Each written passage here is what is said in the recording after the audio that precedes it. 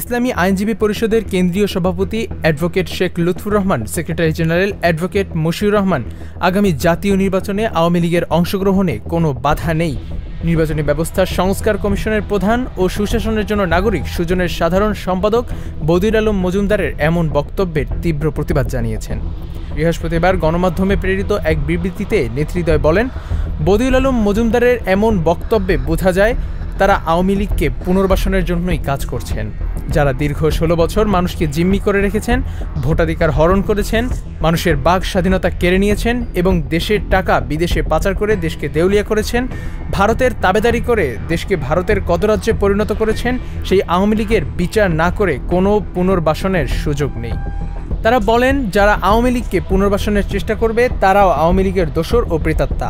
July August বিপ্লব গণহত্যার বিচার আগে হবে, সকল হত্যার বিচার করতে হবে। দেশের ভাবমূর্তি বিনষ্টকারী আওয়ামী লীগের সকল খুনিদের আইনের আওতায় আনতে হবে। এর আগে আওয়ামী লীগকে যারা নির্বাচনে আনার চেষ্টা করবে তারাই আওয়ামী ফ্যাসিবাদের দোসর। জুবাইর জারিরের রিপোর্ট, heaven tv.press।